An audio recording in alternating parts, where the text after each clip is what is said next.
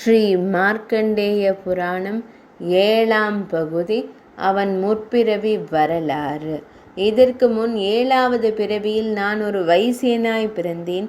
தாகம் கொண்டு நீரருந்த பசுக்களை விரட்டி அடித்த பாவத்தால் ஜுவாலாமுகம் எனும் நரகத்தில் தள்ளப்பட்டு துன்பத்தை அனுபவித்தேன்.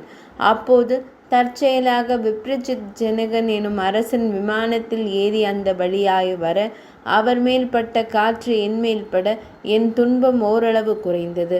அவ்வரசனை நோக்கி கரம் கூப்பி வணங்கி, அவர் சற்று நேரம் அங்கே தங்கி இருந்தால் பாவிகளான நாங்கள் சுகத்தை அடைவோம் என்று பிரார்த்திக்க, அரசன் விமானத்தை அங்கே நிறுத்தச் சொல்லி எங்கள் அனைவரையும் பார்த்தார்.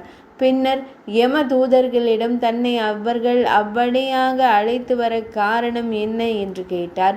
அப்போது யம தூதர்கள் அவருக்கு கைகேயி, பீலரி என்ற 2 மனைவியர் இளையாள் மீது மோகம் கொண்டு அவர் பீலரியை புறக்கணித்ததையும், அந்த பாபத்தின் காரணமாகவே தாபஜுவாலை நிரம்பிய அவ்வழியாக வர நேர்ந்தது என தெரிவித்தனர்.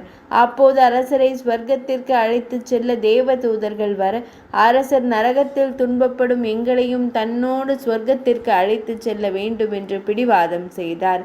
அதற்காக தான் செய்திருந்த புண்ணியத்தை பகிர்ந்து எங்களுக்கு தானமளிக்கவும் சம்மதித்தார். அவர் செய்த உதவியால் நாங்கள் நற்கதி அடைந்தோம் என்று கூறினான்.